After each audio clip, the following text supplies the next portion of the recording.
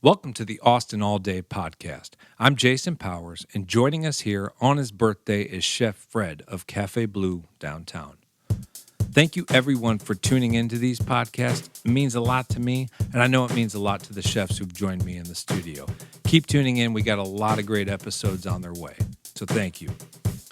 Now, if you're following the podcast on Instagram, you know that Chef John just opened a new Toss Pizzeria in Bee Cave, and it is killer. You guys need to go check it out. Leave happy and full. Show him some love and support. It is a win-win. Chef John and Justin De La Cruz will be joining the Austin All Day podcast in the near future, so tune in for that one. And next week, you guys are going to hear from Chef Britt and Chef Jim from Holy Roller. And sadly, Chef Britt just departed and left us and moved off to Dallas. She's going to be missed, but you guys will have the podcast to listen to. Follow the podcast on Instagram, support it on Patreon, sit back, grab a drink, and check it out.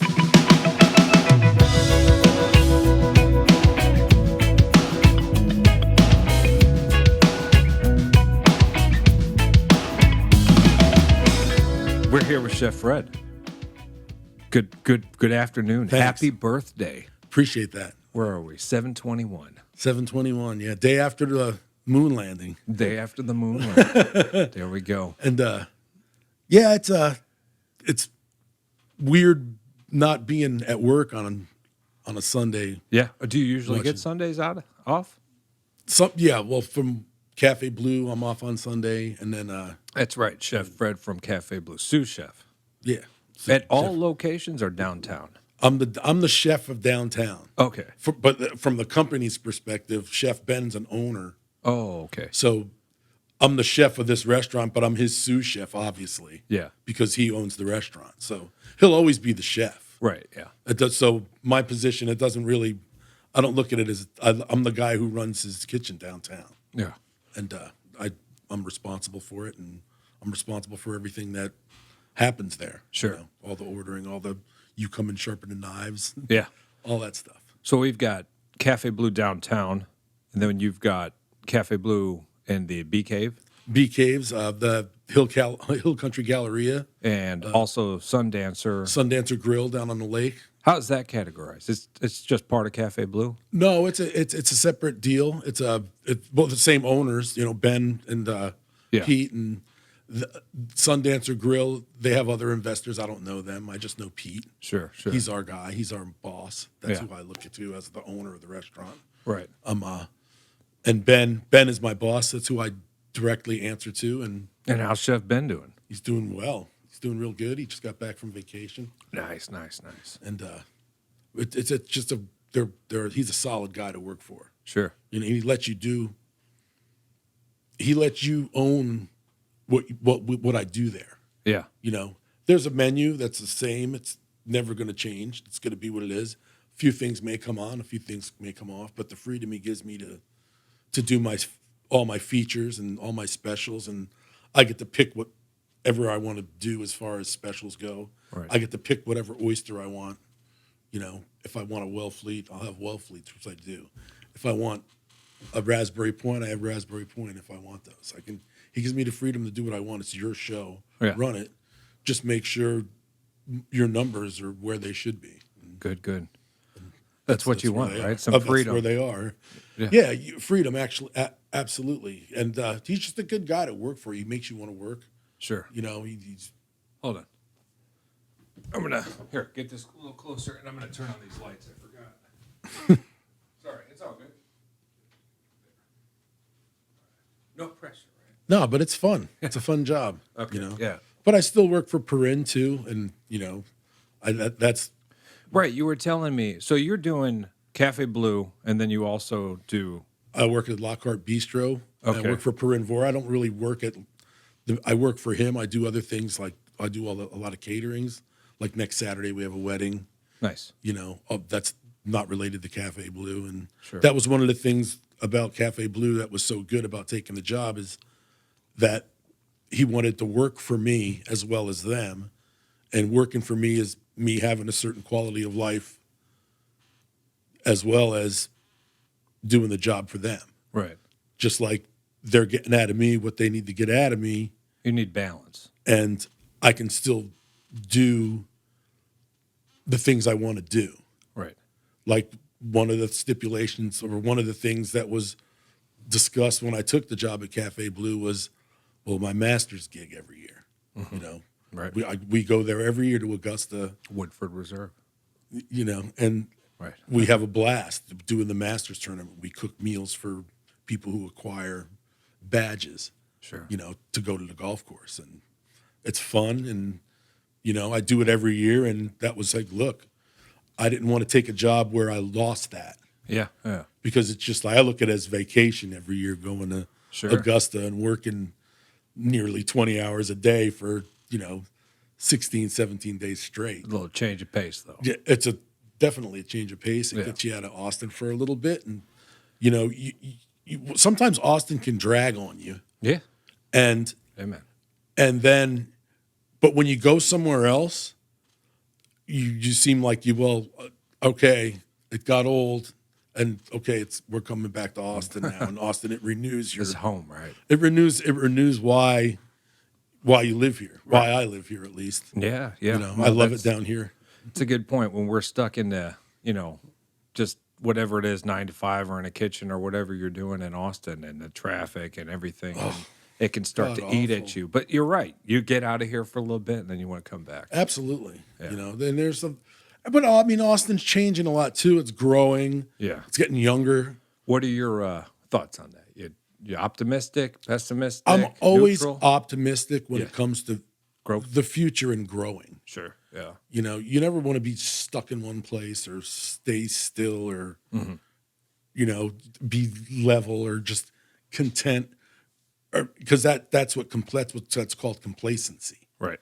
And complacency in life, I don't know, they don't work well together. Staying at one thing, Yeah. you know, doing just one thing forever and ever. You know, I mean, you always want to expand. You know, there's always that one more thing, no matter what it is. Like when I put a dish out, oh, this is good. This is some of my best work yet. I may feel that. It may not be. It may be. All right. But that you're taking a risk and trying something new and trying something different, that part is the part I like. Yep. The part I don't like is when I look and I read, and I have good friends that are downtown that work at a lot of places, and places like Hut's Hamburgers is closing down because someone's buying the spot for something else. Oh. You know, and those kind of things, you know, tend to, like, places that you've known and gone to and have history with Yeah. are falling by the wayside. Austin iconic things. Yeah. You know, like like a Hut's Hamburgers, you know, closing down, and Yeah. It's not easy to watch old places go. I mean, it's a totally places you different enjoy town. going to, Yeah. places you have friends that have been working there since the 80s and, you know, Sure. years and years and years. How long have you been in Austin? I've been in Austin since 88. Okay. Where'd you originally grow up? I grew up in Mount Kisco, New York. Okay. White Plains, New York. It's a little suburb. It's a Westchester County suburb of in New York. It's I think Mount Kisco's 19 miles north of the Bronx or 21 miles north of the Bronx. Sure. Pretty area? Beautiful area. Yeah, nice. Westchester County. It's where all the CEOs for all the corporate headquarters in Right. New York. Like I went to high school with the kid Tony Solomon. It's Solomon Smith Barney. Okay. You know, it was next to Beverly Hills. It's like one of the richest counties in the country. So what We were poor, by the way. We weren't like rich. disclaimer? So what did you get into cooking there? My mom was a chef. Oh, you know, she's my a- mom was a cook always. She had Past 7 tense. of us. She's Yeah, my mom passed away in okay. 2006. All right. Sorry to hear that. Was she cranking always in the She was kitchen? always doing something in the kitchen, always cooking for someone, always Cool. doing something for someone. So you followed in her footsteps. Yeah, to a point. Yeah. Yeah. I mean, it's just, I'll never be the cook or to have the patience she had, even though sometimes she could, you know, yell. But I have, you know, my brother owned a restaurant when I was a teenager. You know, Okay. and I worked there, and In New you York? know, that was my first cooking job. I watched dishes at a delicatessen when I was when I was 9, 10 years old. There you go. And then when I was 9 years old, I went on my first catering job with my boss, Ronnie. He owned the Daddy's Delicatessen in Mount Kisco. Sure. And, Yeah, once he took me, he goes, "Well, could you come with me, help me out, carry the stuff in?" And Get your you feet know, wet early, man. and well, yeah, my mom was you know, we weren't rich, she provided well enough, Right. clothes, food, we always had heat, we always had, we didn't, we'd go out with sometimes you'd go without, but not as much as some other people that I knew Was it growing just up. mom and dad? Dad died when I was 3 years old. Okay, pretty She had young. 7 of us. Yeah, so she was on it. 7. 7 of us. My Yeah, I'm the goodness. youngest of 7 kids. Bravo to your mother. Yes, That's absolutely. incredible. She's like, yeah. Untouchable when it comes to like hero status. Yeah, so interesting that she was a chef. What like I don't know, what do you remember from her cooking that you like still do? I still make her stuffing, her cornbread stuffing. I still make her meatballs. I still make her her Nice. like baked ziti dishes or pasta dishes. Yeah. I still make her sauce.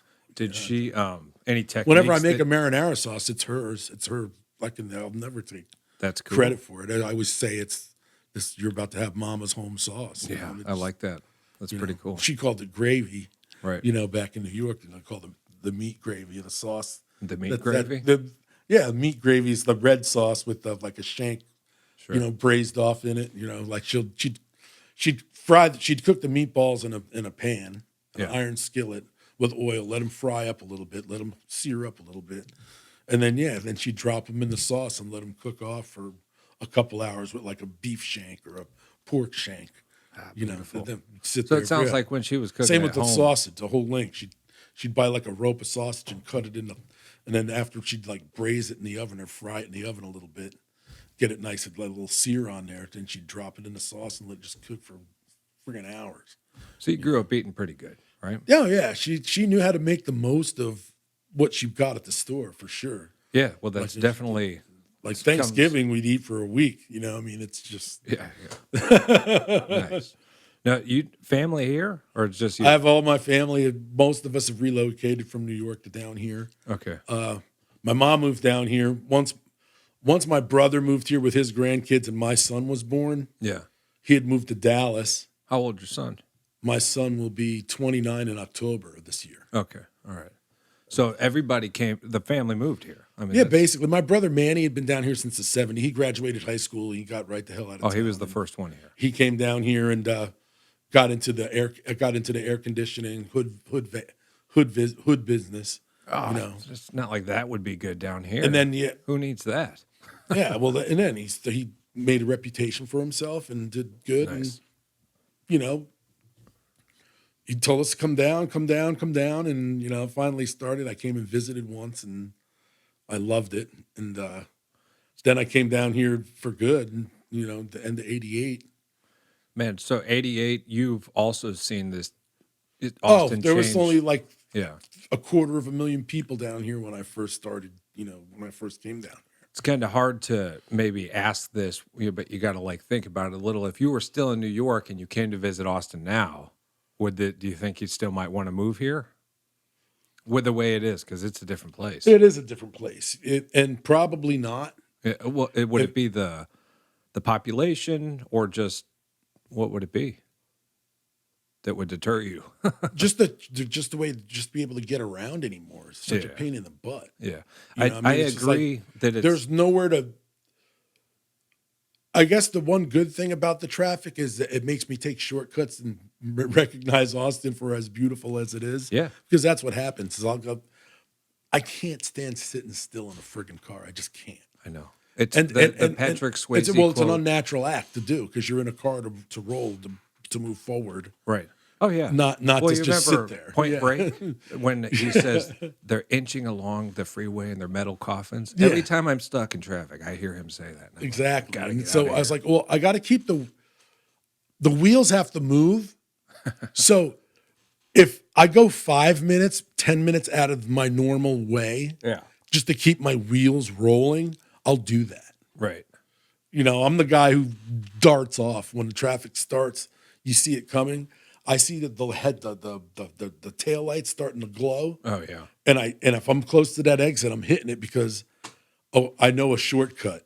Right. I know a shortcut. I'm gonna have to go through this part, but yeah, I'll get there. Yeah, I know how you feel. They And, just got to get the well, momentum. you know what? No, I keep can't moving. say that I wouldn't want to live here if I were to come and It's a visit for the tricky first question, time today, yeah. because there's still a lot of nice things down here and a lot of good things. Yeah, and the food is insane. Well, the food from compared to what it was like when I first came down here to what it is now is like night and day. Oh, yeah. Like there's actual pizza places down here that I see the one home slice pizza is just like, wow, this is better than the pizza that was in my town Really? growing up as a kid. Okay. Yeah. I was I gonna mean ask- that's the frame of mind.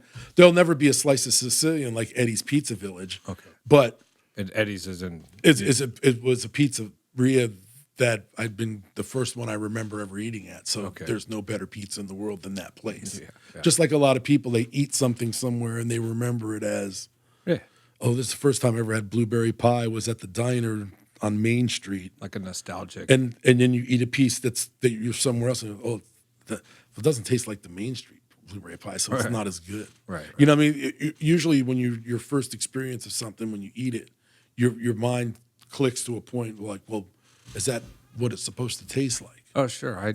There's that acai was a big thing, but I had a drink of that in Florida, and now, anytime I've ever tasted that, I taste Florida.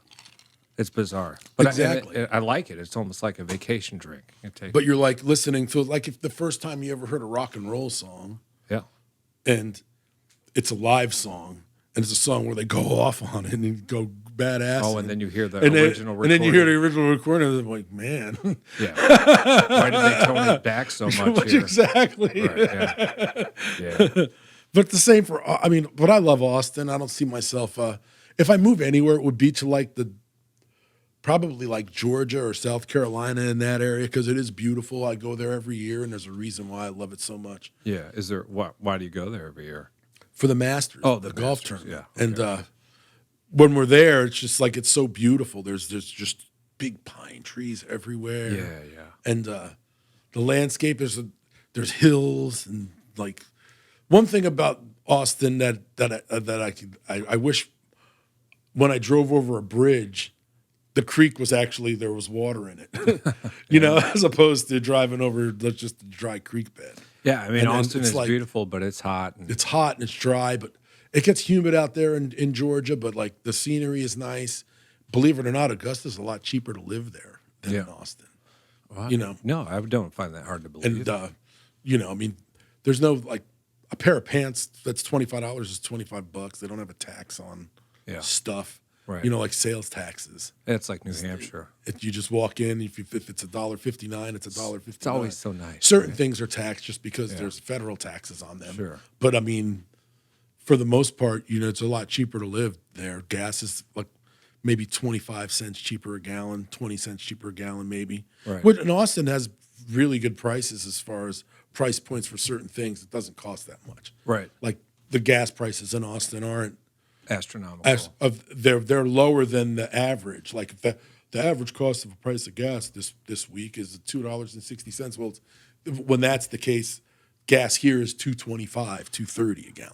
Sure. At the max. Yeah. You know? So yeah, I mean, definitely. I have family up north, and gas hitting $3.50. Yeah. You know, quarter to $4 on some places in New York. You know, in California, forget about it. it's crazy. I wouldn't be surprised if gas is $5 a gallon over there. Right. You know? No, I mean, it's like, it's true. It's a real thing. I mean, and those are the types of thing that make you appreciate Austin a little. it makes you appreciate Austin, but then it makes you definitely appreciate Austin and And to your how point about- business friendly it is down here to do stuff. Yeah, and to your point about the traffic, we can get stuck in like traffic, but it's small enough that you can kind of get anywhere in Austin that you want Exactly. to. It's not. It's not It's not Austin's huge. set up. It's like a ladder. I call it the ladder. You got 35, Mopac. They run north and south with each Yeah. other. So your chances of you taking a main cross street and getting from Mopac to 35 are pretty good. Okay, So you got your Ben White, then you got your 51st Street, and then you got your, you know, I like how your you say the 22, chances 22. are pretty good because there is the occasion that won't happen at all. Yeah. 'Cause we have Ys in here and all kinds. And that's another thing. You get lost in the like branched off that way. I thought I was on. Yeah. I thought I was on I thought I was on Medical Parkway, and I was on Burnett Road until it split. Yeah. But it wasn't a split; it was a right-hand turn. Yeah. Yeah. And I was like, I thought I was on Burnett Road. No, you're on Medical Parkway. I was like, well, Burnett Road runs through. Yeah, but you got to hang her. You should have hung a right there off of Burnett Road to Burnett Road. Yeah, As Austin opposed was to- not ready for the population growth. That's for sure. It's not laid out in a grid. Oh, it's like, evident every day with the upper and lower pass at 35. I Yeah, mean, it's just like ridiculous. it's all over the place. But Cafe Blue, I want to touch real quick. Right before Cafe Blue, was that Windflow? Yeah, I was at Winflow. Windflow. Tell me a working little day bit about shift there. Windflow, because it's no longer Winflow is an Italian restaurant, Winflow Osteria. You Okay. know, John Pennington. John was my Pennington. boss there. Shout out, And John.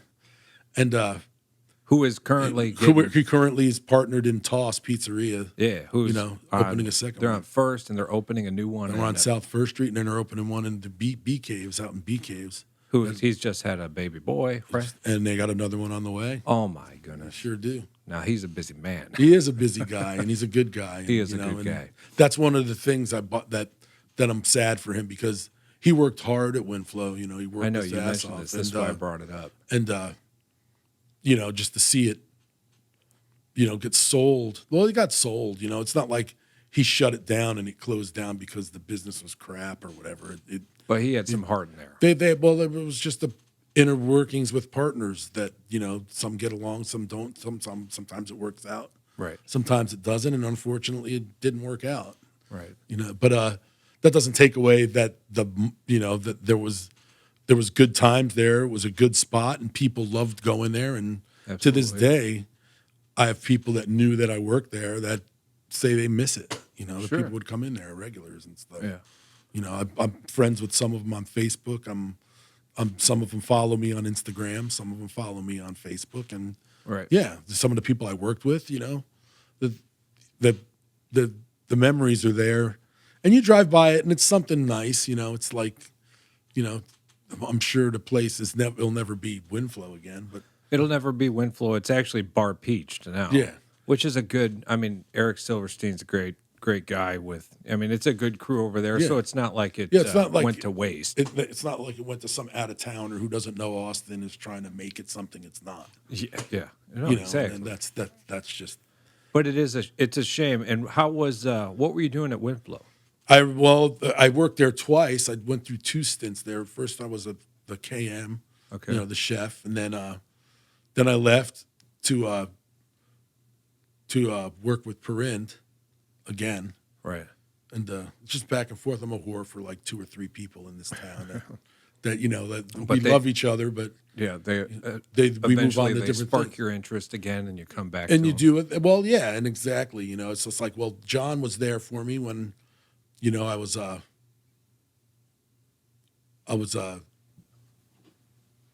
was I doing? I don't I know. wasn't doing anything. I was just farting around. Yeah. Just John pulled you enjoying aside life. to work with him. What? Did you know him before Windflow? I met him at Winflow. Okay. And then I come to find out that we knew a lot of same people that from Huts that we know, that we knew. And I worked for them almost a year as the chef, and then I left for a little while, and then I came back, to I was just needing something during the day. I was working with Perind at night out in Lockhart. Sure. And I was like, well, I can do this. I need to do something during the day. I'm more of a day guy. I'm more oriented toward days. Nights are fine. I don't mind working them. You They're get fun. more done in the morning kind of guy? Oh yeah, absolutely. Yeah. I'm there. I'm getting things done. I'm done with all the bookwork stuff. Usually orders in by noon, and then the lunch rush comes or whatever. Sure. And we may have events like Monday. I have 2 events. I have an appetizer event, like a cocktail party for 75 people in one part of the restaurant, and then in the main dining room, I got a sit down plated dinner for 65. Right.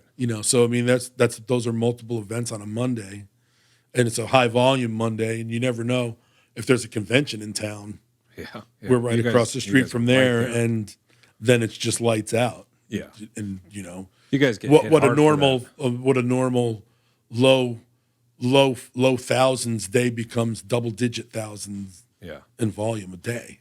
Yeah. So I How mean, often do we have like conventions roll through? there's a convention in July. There's been a convention every week. They had the gamer convention the week before last, and then we had some blah blah blah league. I don't keep Yeah. track of the names. I just know that Sure. there's a convention of 1,000 people this week. There's a convention with 6,000 people next week. There's a convention, and well, are they on their own for meals? I get a little chart every month. Well, this convention's in town. There's 2,500 people. They're on their own for dinner, but they're provided a lunch. They're provided a breakfast. It'll have all that information. Right. Yeah. So, like the gamer convention, for instance, like it's all the new wave games and stuff. They have a big convention every year. I forgot what they call it, but GameCon. yeah, I don't. something like that. Yeah, but they have one every year here at the convention center, and this year we got a little more business from it than we did the last year. Sure. And it wasn't. People aren't going to spend. They're not looking to spend $36 on the steak, but we draw the crowd in for the drinks and the beer and the bar food. Yeah. But they weren't like when Keller Williams has their convention. These people that go out and they bring 10 people in and spend $1,000, $1,500 just on dinner. Yeah. That's nice. Absolutely. I mean, they're not looking at price like you or I would, Right. Because they got an expense account card that they're just Sure. putting it on. Yeah. Yeah. So, I mean, that's the good thing about that. Yeah. The bad thing is that there's, good thing it's downtown and there's a lot of people. Otherwise, if I just depended on the convention center, I wouldn't be in business very long downtown. Yeah. Well, I mean, there's Cafe Blue, the BK, which they don't have any conventions roll through. No, they don't have any. They've been there, and people love it, and Yeah. it's a busy restaurant. There's a lot of things going on out there. Yeah. Okay. And there's just there a are lot of couple people. hotels near there and Uh-huh. and whatnot. So, but yeah, I mean, They're that's basically you without the convention center. I mean, yeah, but they don't have to rely on conventions No. for certain Right.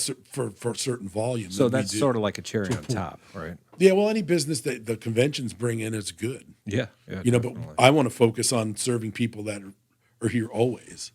Yeah. And getting those people to come back. That's what we've been able to do. And how's that? You think you got? Oh, good local absolutely. I've following? got regulars at the bar that I know them by Nice. their first name. Good. They come in 2-3 times a week. Sure. Yeah. And some of the people who were there before I came last year, and now there's been a new crop of people that are regulars. And Right. with the staff that we have a core nucleus of people that have been there since day one. So, it's really easy to work for them. It's really easy to work there. What? Any thoughts ever to work with John? Yeah, well, I mean, he has his own thing. He's Yeah. running a restaurant. Yeah, I've worked for John. I'd work for John again if Yeah. it was the price was right or whatever. It's just like Well, where I am. I just asked because he's opening up a new location, and I just it makes me wonder. See Yeah, I'm you sure, two back together. I'm sure he could use someone. But I mean, I'm happy where I am. Yeah, it's no, just that's like, good. That's good. that's- That's not what I was getting at. I'm Yeah. happy you're happy.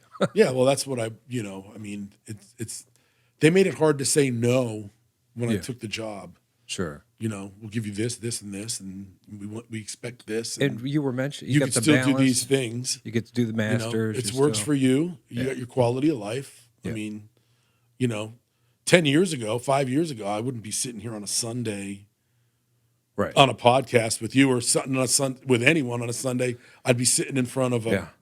omelet station or Yeah, and there's and people listening. I'm bringing chefs on here.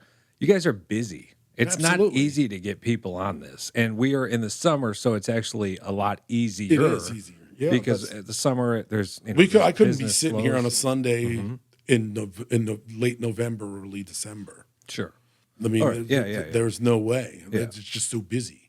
that's right. There's always something going on. I mean, it's constantly getting you guys in here is rescheduling and changing the plans and stuff. But yeah, I'm happy you're. But I'm here on my second attempt. This is the second. Yeah. You got me on the first attempt. We weren't able to get it going, but Right. the second attempt we tried, and now here I am. And that's all happening behind the scenes with everybody. It's not easy to get a chef out of the kitchen. Let's put it that way. Yeah, and sometimes the chef doesn't. I never say that I don't want to be in a kitchen. Right. There, oh, I don't even want to be here right now. It's like that's not what we mean when we say something like that when we're in a kitchen. Sure. You never not want to be in the kitchen. I love being in the kitchen, and I'm there, and That's your environment to thrive. yeah, and you see, being the one in charge. What's hard to being in charge is not sometimes in critical parts and critical times, being the guy cooking the food. Actually, Yeah. I mean, when it's busy on a Friday, I run the window. Right. I'm setting plates. I'm not sitting there actually cooking the flounder or grilling the steak. Sure. And when you're a cook and that's what you love to do, you're like, I wish I was just running the saute station. Yeah, right yeah. now. Well, it can running be like a meditation, right? Like a way Exactly. to kind of you've got more on your plate, definitely. It's harder to like. I like Mondays. I like Fridays and Saturdays, of course, obviously, because those are my high volume days, and that's where I make my living. Yeah. But I like the Tuesdays and the Wednesdays because I actually work a station. Sure. I mean, a lot of chefs don't like to work a station, and I do. It's hard to be a chef and work a station. You can't do both. Yeah. Yeah. But when you've got a system to a point and your guys are trained to the point where you need them to be able to do the things they need to do, it enables you to do two things at once sometimes. Sure. I don't really. I got my system rigged up to where when I'm working a station on Tuesday and Wednesday, that I don't have chef stuff to do. Like I don't have meat to cut. Right. I don't have a sauce to make. I don't have to make rice. I don't have to make chowder. I don't have to,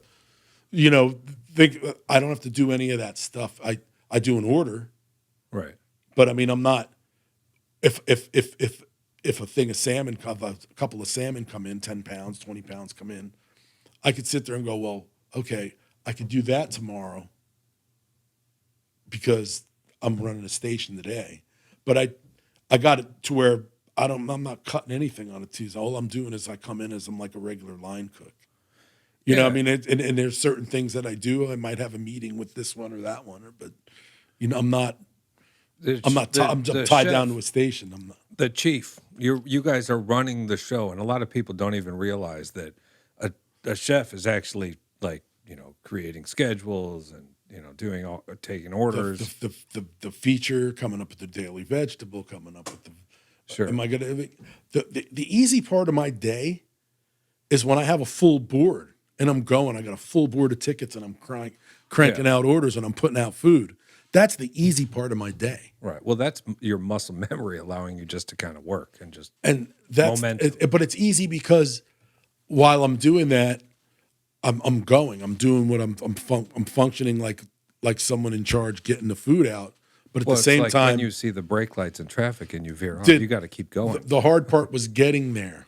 Was getting to the point where I don't have to. I can turn around and it's there, as opposed to earlier in the day I was scrambling. Well, Yeah. so and so's late. He hasn't called me. Yeah. Is this one showing up for work? Who's gonna? There's no such thing as a perfect shift. There's no such thing as a perfect day. Right. There's Except for something Tuesdays for you. It's not even those are perfect because then you get the emergency. Yep. Call out or whatever. Exactly. Yeah. And it's not. People being sick or not coming to work. If I have myself and one other person, I'm not worried. Right. Because I mean, I could do 2 or 3 things at one. I can multitask on the line, to where if I have to work the saute station and partial grill window, I can do that. Right. If I have, as long as I have someone to say, put this here when I need it and get this for me when I need it. I need this right now, and they can get it for me. Then I really don't worry because there's a certain amount of work that you can do that. My feel is to get it working. Just get whatever it is working, and then you can worry about whatever modifiers are on there. But you can't have a New York strip well sitting on your wheel for 6-7 minutes after it's rung in. Right. You got to get it working. Yeah. Yeah. So if I might have to rush the vegetable that might be different than what's on the normal plate, then I have the steak working. That's all that matters.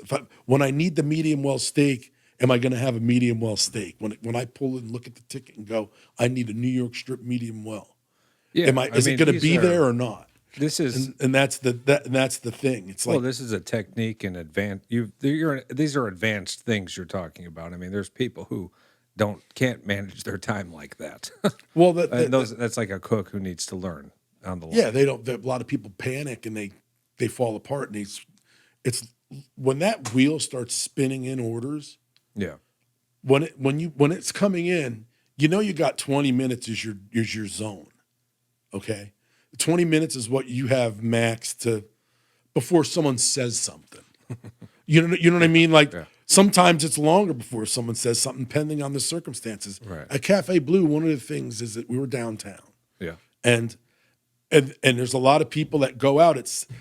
You're downtown, so a couple and people eating at 7:00 or wanting to get a table at 7:00. It can be from one couple of two to 20 people all of a sudden are at your door when you had no one there from 4:00 to 7:00.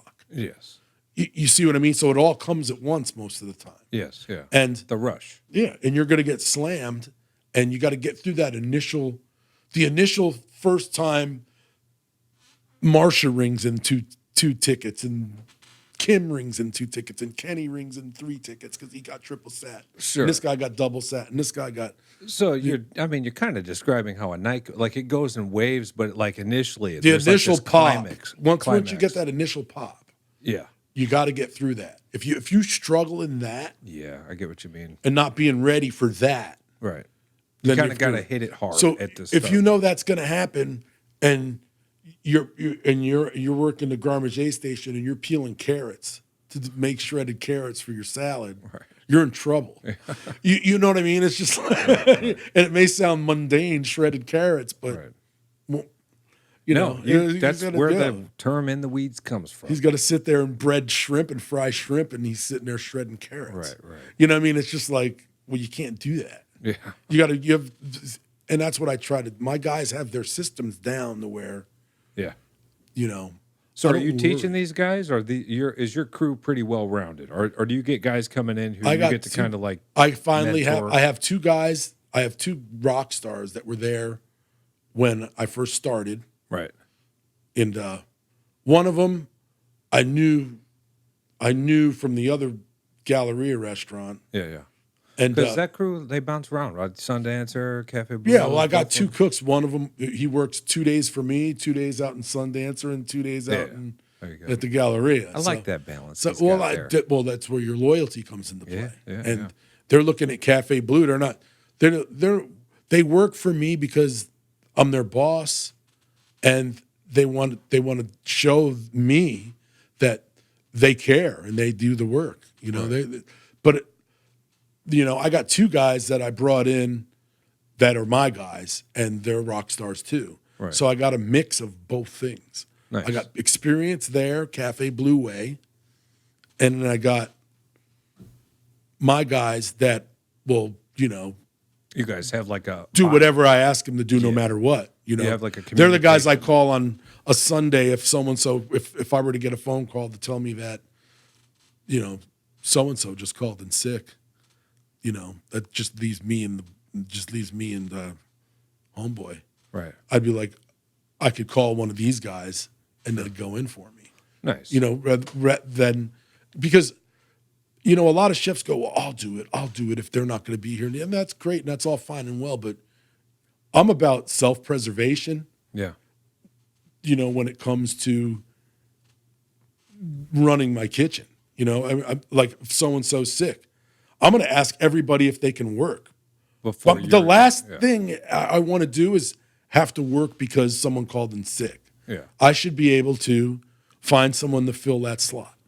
And I do. Right. And that's the beauty of having guys that are loyal, is that they want hours too, and this is they want to make more money. Sure. And, it's, hey, can you do this for me? And I'll sit there and go, you need to work tonight? Never. I always ask, hey, can you do this? Hey, you got this. Hey, Well, that's this, and then Hey, you got guys who do that stuff for you. That's a good cook, or But then- it doesn't even have to be a cook. That's just a good worker. but then you got your guy who's just the paycheck guy and just well, they don't do things my way, so I'll put up with it. If it's the guy who usually ends up only working there 6 months, yes, and how I'm sure you can. We see people bouncing around all the time. Sometimes Absolutely. Oh, you'll see yeah, a I've worked chef who maybe finds something that sparks their interest and they try something new.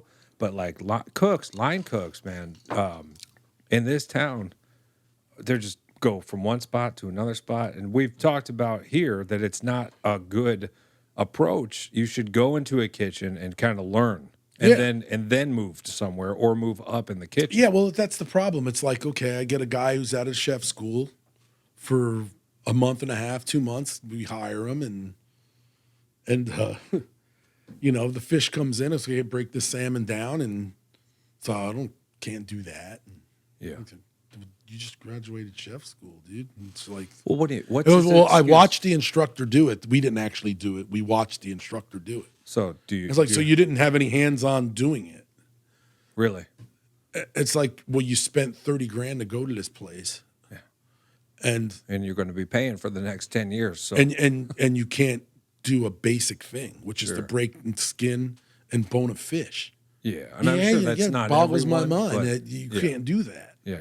If you pay for an education, if I pay UT, to teach me correct English Right. You better know correct English. and how to write, right. and then I'm misspelling words and I'm leaving there and I didn't learn, Right. or they don't teach you how to spell or So you've how to seen phrase things properly or. That's like a That's actual the example. one guy. All right, check this out. This is what the difference, and it's hard to be a chef nowadays because chefs are known. The good ones, I think, are organized, Yeah. are clean, They see the calm in the storm. and they're calm. They're not frantic. They're not crazy. They're not screaming. Gordon Ramsay is not a pro. He's not a pro. You don't Well, he's yell. a celebrity. He's a celebrity. It's Yeah. TV, but that's not real. The kitchens don't work like you see that. Like you see him Top Chef and all Yeah. that and blah, blah, blah, and this and that. And Yeah. that's not how it works. Well, the magical mise en place. Right. It just shows up. You know what I mean? It's just like you got 30 minutes to do this, and the guy made the ceviche with I'm this and that. trying And it's just to like, work there's on a no machine way. that can make that happen, right? There's no way you made a ceviche that was worth anything Right. if it didn't soak for an hour and a half. Yeah. I mean, so sit there and, well, yeah, I made this ceviche in five minutes to make it, and I whipped it up. You Yeah. didn't. Right. Well, Where's the ceviche been? Yeah, Or he's- you're just eating tough shit. You know what I mean? It's what like, we see on TV is It's bullshit. Well, they got what 2 or 3 minutes to suck your attention in, and Exactly, they're and that's just the thing, and entertaining it's like- you. So you learn a lot. You see a lot of creative stuff. yeah, But it's not stuff you see him that, well, could I execute this when I got 300 covers on my books? Right. Can I execute this? Who's going to do this for me? Am I going to sit here all night and, fart around with a special? So what do you got to think? do something that's quick and fast. In a high volume restaurant, you got to be clean, elegant, but executably fast. Right. Not a pro, clean as you go. And not only that, it's like, okay, am I going to kill my saute guy? With this special on a Friday. How many steps is it? How many pans am I going to burn up to make a dish? Yeah. All these factors coming in. Do I hate my dishwasher enough to where I'm going to run a special where it's going to take me 3 pans to put this dish out? So what do you it's think? like You said it's hard to be a chef like nowadays because the talent, it's the entitlement of the younger generation. I feel. Oh, because so you're talking about maybe the crew, The you're people that are coming up now, the young people that are getting in getting into the business, a lot So of what do you think it is? They see like a Gordon Ramsay, and well, they see they think it's like that. yeah. Well, You not know, or necessarily the screaming and the yelling, but that the ease of what he just what he created. just did. Exactly. You know, you sit there and it goes, "Oh yeah, I made these beautiful little," you Yeah. know, like Yeah. I made these things for Jezebel with Perrin one time, Yeah. right? And I took frog legs, right? Deboned frog legs, and, you know, boiled off the bones and stripped the bones off. Yeah. I took the meat, took all the grain out of it, and then I whipped it up with a little chicken and made basically a chicken and frog leg mousse, right? Okay. And well, did I just take it out of there? No, I had to, you know, take all the grain out of it. I had to Took run it. time. I had to run it through a tammy, a chinois, It's you know, to tedious. smooth it out. It does a long time, Right. but that's why it's $125 a plate. You know, you see what I'm saying? It's Right. like it took me 2 hours to just make this one aspect of the plate that I was going to put together. Sure. And they don't. I don't think a lot of people coming up nowadays understand that kind of work. Yeah. You know, it's like I'm the chef and I automatically get respect, or I automatically have people kissing my ass. That's So not what how do it you works. think? Like a worker, like, because I mean, we like to be optimistic. Well, right? I hired a guy one time, and you know, when it come time to clean, he's just like, "I got to clean the floor." It's like, yeah. Well, what the You gotta classic example of you got you to gotta flip go your wash the containers. dishes, You got to right? wash the dishes. Like Right. exactly. Yeah. You know, it's like I don't have a dishwasher from 2 to 5 o'clock. Yeah. So if there's a pan I want to use and it's dirty, I'm gonna have to wash it. I And don't it's just know like if the it's- attitude is like they want the prestige of the position, but it seems like it seems like it's a nuisance to have to do the I got to cut my teeth work right. that's involved with doing it. And being on a line and working in a kitchen is comparable to just being like a person with a good work ethic. Like you could be on a construction site with a crew of people. And if you're not functioning as a team, Absolutely. I tell everybody this, okay? I can teach you how to do everything that has to do with a restaurant. I can teach you how to throw out a can of garbage. I can teach you how to cut a fish. I can teach you how to make a drink. yeah, I can teach you how to mop a floor. sure. I can teach you how to do an order, all right? I can't teach you to want to wake up and come to work. You see what I'm saying? I can't teach you that. I tell everyone this who wants to be a chef, and that doesn't, I've never done it before. I never did. My boy Arnold on the saute rig that I have, he's never cooked a day in his life, but he wanted to learn. He wanted to be there. He's the one worth teaching. Yeah. I'd rather hire him and teach him everything than have someone who knows how to do everything, who has an attitude like, "Oh, I'm doing you a favor by being here." Yeah. You see what I'm saying? It's like you can't right. have that. And so this generation, like we'll say in air quotes, Not necessarily generation, because there's a lot of young guys that work hard. I tell them this: yeah. I want to be as good as you someday. It's as good as you. It's like, number one, you're already as good as me. You have to think that way. Okay. You have to think that you're already good as me to a point. But you think we see more of like this kind of attitude than we did in the past? Well, they think because you're like been doing it a long time that it's time. Your time is up. That's the attitude with a lot of young people, and they don't realize that you're going to end up doing the same things that I'm doing. Because when I see some young people, and I go to places with open kitchens, and I see how some people work, I see everything. Yeah. And that's what this business teaches you. You become a watchdog, Yeah. more so than anything. Yeah. Because your first job is to protect the integrity of the place you're working, or your own place if it's your own place. Sure. To protect the restaurant. Doesn't matter. Yeah. You know, that's what you're doing. You look out for the restaurant and why you're there. Yeah. And the customers are why you're there. And the customers are going to make or break you. It's your ass too. I mean, like Absolutely. if you're there and things start going south and you're not, with But that. what I try to attitude- tell someone, like the young guy or the person who wants to get into cooking, is like, it doesn't take being gifted or having talent to work hard and there want you to go. do it and There want you to go. learn. Right. It takes effort. What effort are you willing to put forth Right. to be the best? Right. Just like, is he a better chef than you? Nobody's a better chef than me. Right. That's how you got to look at it. Right. You're working. You guys are functioning as a team. You can't, well, he's better than me. No, I can't sit there. You got to know that whatever the task is, and if you're given a task as a chef, that you'll be able to do it. Yeah. And people don't project, oh, this guy has his stuff wired together pretty good. If he's sitting there going, oh, I wish I was good as this guy, or I wish I was good as that guy, or I wish I did it like him, or I wish I did it like him. And that's why when these guys cooking and they're, see another position that pays a little more and then they just bounce over there, a lot of people need to just take the advice that they need to stay put. I want to do it. If that's what you want to do. Like, I want to cook. I love cooking. I don't see myself I've chose this life. Right.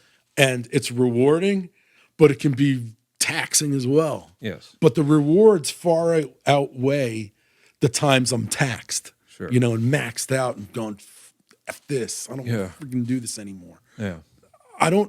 Sometimes I feel that way. But then when I do, like, sitting here like this and talking about how fun it is, that it revives that flame that never goes out. That when you have an open kitchen and people come up to you and shake your hands and this is the best of whatever it is you made them I ever had. Yeah. It happens so much. And I love that. That's why I wake up in the morning. It's like, wow, he just ate something I made. And to me, it's like, it was just another cream spinach. Right. It was just another Redfish, Louisiana. It was just another, but to them, it was, they paid their money and they feel they got their money's worth. They're fulfilled. There's nothing better than that. That's why we do it. And we were talking about the first time you eat something or taste something or smell something, you've may damn well be doing that with somebody right there for cream spinach. And that's the thing. And that's the thing about the beauty of the shaking the hand or the guy sticking the money in your pocket or whatever it is. Sure. Oh, it's fun. Yeah. It's not going to happen if you work at in an office somewhere. No. That's rare. The only time that's going to happen if you win a bet. No, it's just like. I mean, there's many types of people, but there are definitely people made for a kitchen. And then there are people absolutely made for sure. just the public. And you can tell call right it the away. back of the house. It is. You could tell right away too. Like, I mean, I'm at the point now where, if there's such a high turnover in the restaurant industry, not because places are crappy or crappy places to work for. Yeah, they might have failed you in some way. Right. They might not have told you everything and been upfront with, well, this is what the job entails. Yeah. But at the same time, my attitude is this: if I take a job, I'm going to make myself as valuable as I possibly can be to my employer. What can I do to make myself more valuable? Sure. Like, I try to explain to my guys, some of them, they don't speak English too well. And he's like, I want more money. I was like, yeah, but I was like, you make $16 an hour, dude. I was like, you do one job. I was like, you do one. I was like, one job, one money. 2 jobs, 2 money. 3 jobs, 3 money. And it sounds weird and silly, but I like no. The if you could do explanation, and you're like, okay, if you want to make more money, you need to learn. How about you learn to do a little bit of grill work? Sure. How about you learn to do a little bit of saute work? How about how you did he take learn that? Yeah. He wanted to. He's like, oh, I didn't think I thought this was all I was supposed to do. This is right. all. Yeah. I was like, no. How would you like to work? How would you like to learn this station? Yeah. I was like, the guys that are good, the guys who are going to last, are guys who never bring up money in the initial conversation you have with them. Right. And kitchens are. If one of the first questions if one of the top 3 questions they ask is, how much am I going to be making? Yeah. I'm probably not going to hire you. Right. Right. And it's not because I'm a friggin' cheapskate. It's just it's just like, is that all you're worried about? It's like, what, exactly. Why isn't your first or second question, what am I going to learn and how am I going to expand my horizon? Right. As opposed to, how passion. much is this sap going to pay me? I think passion is a word that you're looking for somebody who is concerned about how they're going to progress. With someone who's excited about dedicating himself to a craft. Yeah. Yeah. This is not. It's almost like I'm honored to come work for you. What are we doing? Well, not even that. Not even if you kiss my ass. So who am I? Right. But sure. I mean, the thing is that you got to want to learn and want to do it. Why are you doing this? Are you in college and this is just some schlep job Right. that you're just doing and you're going to be a friggin' accountant somewhere in 4 years? Yeah. Or are you doing this because you want to be a chef and that's what you want to do and that's what you want to be? Yeah. And that's what you want to make of yourself and that's how you want to earn your living. So There's a difference, believe me, than the attitudes of Yeah. people who are just in it for it's a job and that he's gonna, it's just like I don't have time for people like that. I want people that want to do it and want to learn. Yeah. And So you have always been around cooking. Your mother was a chef. You've been at 9, 10 years old washing dishes, catering, so your whole entire life. But is there anything that you do outside of work that like a hobby for yourself or? I love music. I Yeah. love going to music shows. Okay. And we got town for that. That was one of the selling points to Austin, Texas. Right. Well, it's As changed Stevie a Ray bit, Vaughan right? played down here, there's a chance you could see him play in any bar down here at any given time. Super cool. Back when he was alive. So cool. that was a selling point to coming down here was the live music scene. Do you play music? I know. I wish I'd learned. I played a little piano and when I was a kid, and I played the bass drum and the fife and the fife and drum corps. That marched in firemen's parades. Right. But but other than that, I'm not like a musician. I have a really good ear. Yeah. And I have friends that are that have been playing music since we were kids that have done okay for themselves. Makes you go, if you never started cooking, maybe you just started playing Maybe music. I would have done that. I don't know. You never know. I mean, it's like I watched my nephew Ben play the piano, and it's like, if I had just stuck with it, I could have been like that. Right. But It's I was, never too I was, late I to was pick it working. up. I was Yeah. cooking. I Yeah. was doing. Yeah. I was You were going in the life I was. at a young I was age. living life young, and I had an appetite for spending money. Yeah. I mean, so your chef life, you probably spent there's some years always some partying new and thing stuff. that I mean. Wait, what do you mean? The New latest, thing? like I bought a pair of shoes the other day. And, Okay. not for other reason. I was like, oh, those would look cool with this pair of shorts that I have. All right. Now, 10 years ago, I never would have thought that. But when you get a little older and a little more experienced and you're doing what you want to do, Sure. then it's you enjoy quality of life. You enjoy doing those things. You enjoy going the out. little things. The right? little things that you always took for granted. Yeah. Like, well, I always have money in my pocket to buy A, B, C, or D. Right. And you don't you panic at times when you don't have that, or like, oh, I think I'm going to look for something different. I've gone as far as I'm going to go at this spot or place. Right. Do I want to? No, maybe it's time for me to get into my own deal. And I watched, my brother in business, and and I'm like, well, if I'm good enough at what I do, I won't have to have the headache of being responsible for owning a business. But at the same time, you do what I've done what I wanted to. I did what I had to do what I want to do. Mm-hmm. That's what you have to think about. Well, if I were to leave or Cafe Blue were to burn down and I were to lose my job tomorrow, I could have a bevy of places that would hire me. That's the thing where 20 years ago it wasn't like that. Well, and that's the thing. I'm offered jobs right from people now and I have a job. Well, and you know why that you said your job, when you get into a kitchen, your responsibility is to look out for a kitchen. Look out for the restaurant, the business that hired you, so not just my kitchen. That's why someone will call you for a job. If you're not going in and thinking like that, I mean, nobody's going to call you. You're going to fall out of the map. You have to look. I don't expect them to do everything I want to do, right? But at least hear me out. Yeah.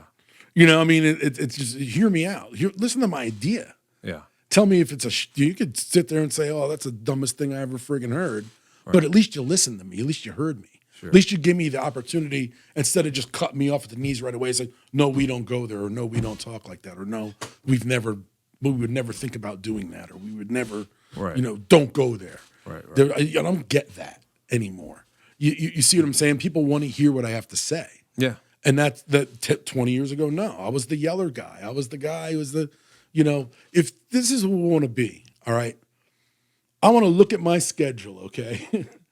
And I'm a guy, just regular Joe Schmuckatelli coming into work. And who am I working with tonight? Let me see. I'm working with Pedro. I'm working with Julio. And I'm working with Tommy, okay? Now, am I that guy on the schedule when you look at it? Everyone's looking at my name and going, oh, I got to work with that piece of shit, that loser, that lazy bastard. Right. Or do I want, when they see my name, they go, oh, fuck, I like working with him. He's got his shit together. He's clean. He's not a fucking slob. It's going to be a smooth night. He's going to be an easy night. He's going to do his job. I'm not going to have to babysit him. Yeah. That's the thing. When homeboy leaves, do I look at him and he's clocking out going, man, I got my money's worth out of him? Or do I go, man, he fucking made my day a living friggin' hell and I'm tired of cleaning up like I'm his mom? Right. That's the two ways an employee's leaving. You're like when he leaves for the day. Yeah. Did he make my day easier or did he make my day harder? Right. What was it? Did I get my money's worth out of him? Is he worth giving that more money to when he asks me? Sure. Because he's going to ask me. Every employee does. Oh, yeah. That's just how Eventually, it is. Yeah. Good employees know that, like, they made me an initial offer and I just sat there with a straight poker face and didn't say anything. And then 2 days later, I didn't mention money at all. I didn't say anything. And then 2 days later, when we talked about it again, the offer was for $5,000 more a year than they first offered. And this is just 2 days of me not saying a word. Well, there's a good strategy, folks. You see, and it's just like, well, because it's like you're working for somebody. They see your work and they've seen what you've done. And they're like, okay, this guy brings to the table what we're looking for in this area or this area, whatever, or this guy just knows how to run a kitchen where he knows how much things cost. He knows how much things are. Yeah, that's valuable. He knows how much that this amount of sales is supposed to have and how much to order, how much not to order, what to have on his shelf, what not to have on his shelf. Sure. And that's the part of hiring someone. It's like this guy cognizant of everything that's going on around him. Right. Is he cognizant of the fluctuation of king crab leg prices, or is he of sea bass, of whatever it is? Right. You could look at an invoice, go, okay, wow, $550 for a box of king crab legs. That's big money. Yeah. And it's just like, now, if in a week or two or a couple weeks, I'm looking at it and it jumps up to $700. Well, wow, what the hell happened? I didn't know, but I didn't notice that. I didn't see it because I wasn't looking at it. I'm always looking at numbers. Mm-hmm. Numbers are the most important part about being a chef, as well as creating a dish. Why does the crab fluctuate? The price. If availability, unavailability. Like there's only an X amount of crab. There's only like 1 million or so pounds or something the crab you're able to catch in a season. Sure. So naturally, whatever, like if it's king crab, like we sell king crab, we don't do the other kind of crab legs. Okay. We just do king crab legs. So yeah, they're $20 a pound. And what's that go for on the menu? We get $58 for a full pound of crab legs. Reasonable. You get horseradish mashed potatoes and some butter and nice little piece of bread. Sounds good. We fix you up good for your 58. Yeah. You get an attaboy, pat on the shoulder, that type of thing. No, people pay though. Yeah. That's the thing.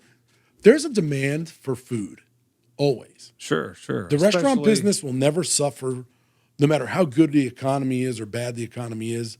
There's always work in restaurants. Well, people have to eat. Exactly. Yeah, and people don't want to cook for themselves. And nowadays, especially nowadays. How awesome is it to go out to eat? It is fun to go out to eat. I don't get to do it that much, though, because I'm the guy cooking for the guy going out to eat.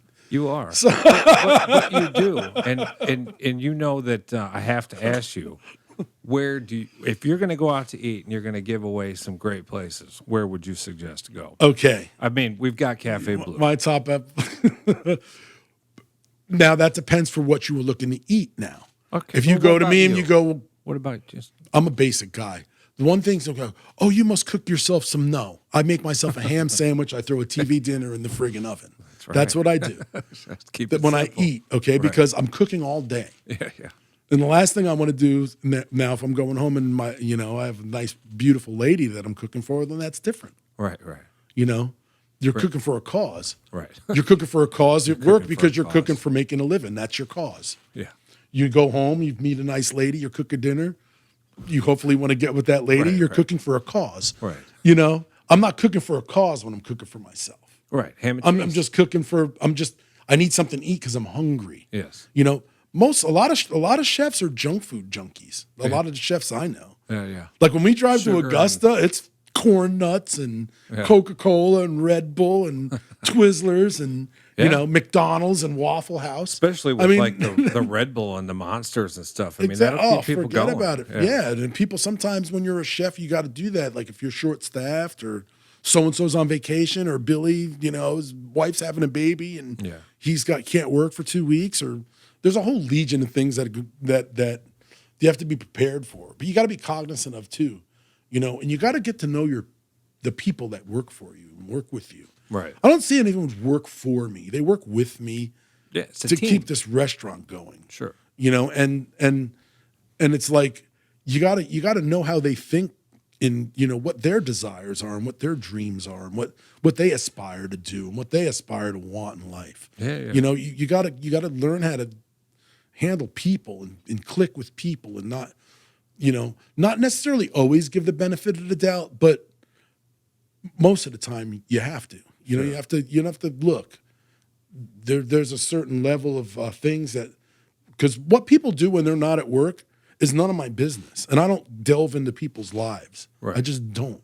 But I do want to know how's that new child of yours doing, and show me those pictures, and hey, let me see how's hey, I remember you talking about how you're having trouble with your insurance, and how did everything work out? Is everything working out okay? It's like not to be a busybody, just to know how they're doing. Sure. Real life. What's their frame of mind going to be on a Friday night if they put their dog to sleep Friday morning? Yeah, yeah. You know what I mean? So you got to be conscious of If all you're that moving, kind of stuff. if you've Exactly. lost a family member, I mean, that stuff is important. But, Broke up with digging my into little boyfriend, broke up with my girlfriend, dramatic blah, blah, blah, things blah, is- blah. There's a whole stuff. So but you got to be sensitive to that. It used to be, it's not my problem, F them. Yeah. If they don't like it, they can work somewhere else. No, you can't have that attitude. No, anymore. no.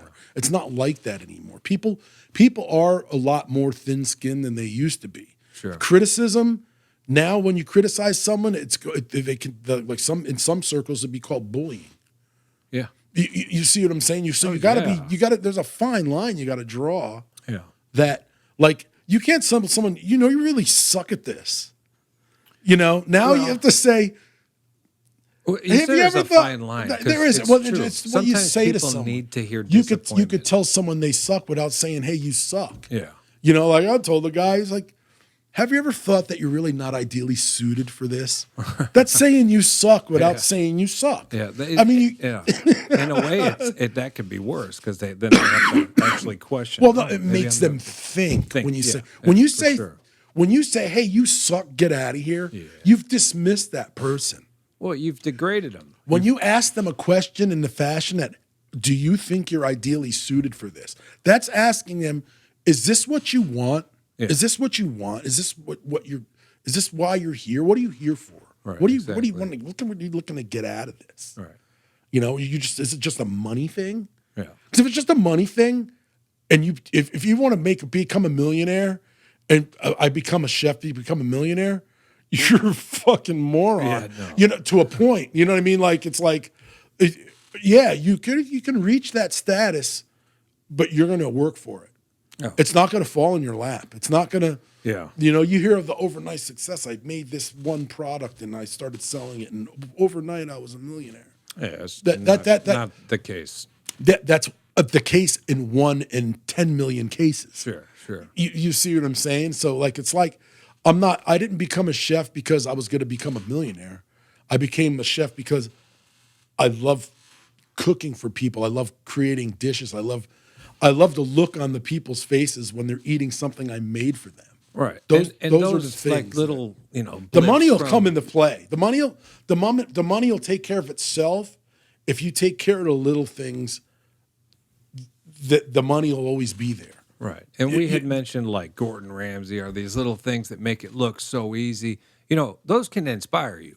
But then you got to know that you're going to put in some hours. Exactly. So I look at it like this on my strong days. I call them strong days, weekdays. Which days is my crew most susceptible to not running and functioning properly? It's not on a Friday. It's not on a Saturday. It's usually a Sunday night, a Monday lunch shift, or a Monday night shift. But those are the days where my least experienced people are probably working together. You know what I mean? Right. Like, Okay. I got one ace, and then I got two guys that are, fairly new. I guess I'm trying to put it in a way. Okay, I got four guys on a Saturday night. Right. Okay, my Arnold, my saute guy, I can count on him for 80 covers before he starts getting tunnel vision. Right. You know what I mean? And starts, dropping the wrong vegetable or doing something or overcooking something, or you see what I'm saying? How many felt him out a how little many bit. how many covers does this guy be able to handle on a Friday night? Right. Personally. Sure. And my grill guy, he's good for 110. Easy. You know what I mean? He and my Garmager guy, well, it's really two stations, three stations in one. My salad oyster, we call the station, and it's your salad fry station and oysters and desserts. Okay. That's the toughest station. Yes. You got to have your lot to ego. Oh, juggle. you're just a pantry. No, he's not just a pantry guy. Right. As he goes is as my flow is going to go. Yeah. So I have to have two guys on a Friday and Saturday night. Sure. So I'm not suffering there. But okay, when I have the one inexperienced oyster guy on Monday night, Yeah. you see what I'm saying? And then there's a convention in town, maybe, and okay, I'll bring in so and so as an extra guy. Yeah. But it's okay. Is this guy, say all of a sudden we get bull rushed and a 50 cover night ends up being a 150 cover night? Can this guy do it without people sending stuff back cold or whatever because he's rushing, he's trying to do too much? Sure. That's the effort's there. Yeah. The effort's there to put the plates out, but if it's sped up, it can mess things up. Definitely. If it's slowed down, it could really mess things up. Sure. So, do my guys have the balance needed and the level heads needed to, you don't question my deals. You don't question what's being asked of you when a ticket comes in. Right. You make it. Right. If it says, if it didn't get to the table for whatever reason, you could have front of the house issues to where plates are going to the wrong spot. Right. You have to remake them. Right. Just remake it. Don't sit there and I sent it and I made it already. I sent it out and blah, blah, blah. Yeah. Yes, chef. Make it. Yeah. Or yes, Expo. The guy Expo running who's putting the food out, it went to the wrong table. We have to make it again. It went to the wrong table. Just save it, right? Do it. Just make mental note of it, and then after the rush, we'll assess what happened during the rush. Sure. We don't assess during the rush. Right. You don't do that. Right. You can't. It's almost like a fight. You do the fight, and then you rewatch. Oh, I made that already. After. I made that already. I'm not making that again. No, you just make it. Just get it out, and we'll sort it out later. Right. Those are the things that people have to learn. It's as not a chef, but as a manager, as someone who manages stuff. Sure. You gotta because you're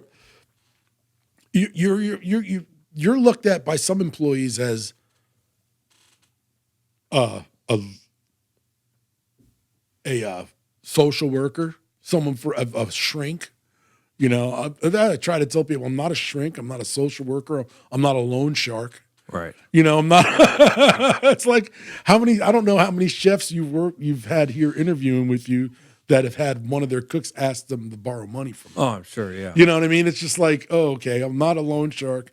I'm not a social worker. I care about you as a person. I do. Right. You're a fellow human being, but don't. It's hard for me to like be how as a chef are you responsible to rectify someone's poor choices?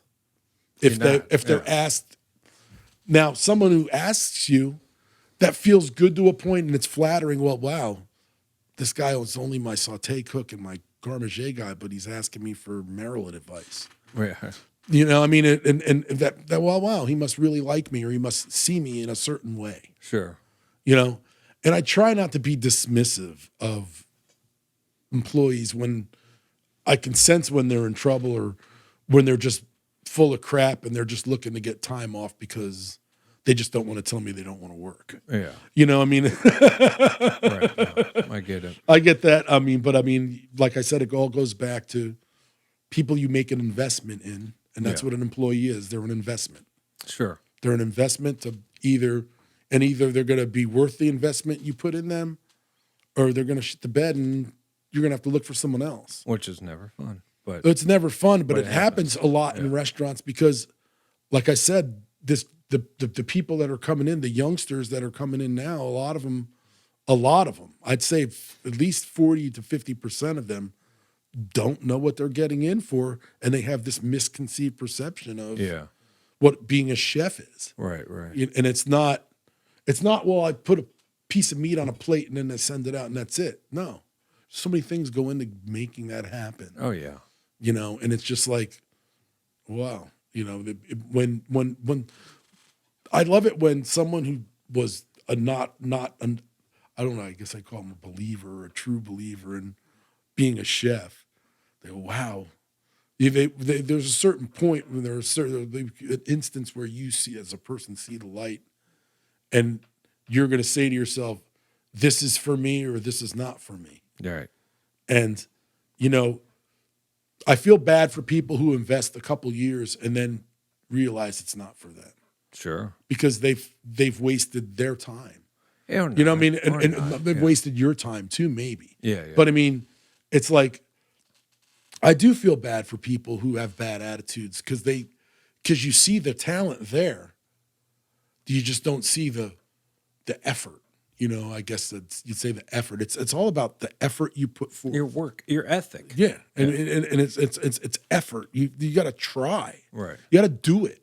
Yeah. You know, I didn't become good at cutting fillets and stripping pismos down Right. because I hoped I would. You did it. I did it. Yeah. I do it. You know, and I do it. I can easily put my work off on other people, but I don't. Right. You know, I mean, I can. Why do you do that? You're the chef. Right. Because it's part of the job. Yeah, they don't take put in a couple perspective. years and then they realize it's not their deal, and then they've wasted a little bit of your time and theirs. Yeah. And, you know, it's like, well, why didn't you? Like, I knew that I wanted to do this from the time I was a kid. You know? Right. I mean, it's like. Well, in a way, with you, it's all you've really known. Yeah. Well, no. Yeah, it's kind of to a point, and I was thinking about becoming a political analyst. Political analyst. See the money those guys make. But back to where's your hidden places? Where do you go? Where do I go to eat? Yeah, people want to know. Okay. You will find me sometimes on a Friday after a shift. I Yeah. will go and eat pizza at Home Slice Pizza. I love Home that place. Slice. There we It's go. one of my favorite places. Dirty Martin's, another Austin icon that doesn't get enough credit for what they do there, and it's just a greasy hamburger, but Yeah. it's the best greasy hamburger in Austin. Yeah. I go there when I want to eat nice, eat something decent, mid range, high end a little bit, but not too foo foo. I like Bartlett's. Used to be Houston's. Yeah. Bartlett's is really good. I go there a lot. I like going to the Lockhart Bistro where my friend Perrin cooks. I eat there. You're still over there, yeah? Yeah, still go over, still work there a bunch. Like this Sunday we're doing a wedding. Nice. I'll work a shift for him when he needs me. Right. It's hard to work there. I'll work any Sunday or Monday he needs me. I love Austin Land and Cattle for steaks. All right. That's my favorite steak in Austin. That's west, right? No, it's right there on Lamar, right behind the tavern there. Okay. They do a great job. All right. They do a hell of a fillet. Nice. And if I don't go out that much, but I like to try. I go to all my mainstay places. I love good, like my son. He works at Cooper's Barbecue. Oh yeah. So naturally, I'll go there and eat because he's there. He's been cooking for. He's going to school right now. He's okay. Graduates Texas State probably within the next year or so, and then but if he would want to do this, I'd be supportive of him. Yeah. It's not what I want for him. Yeah.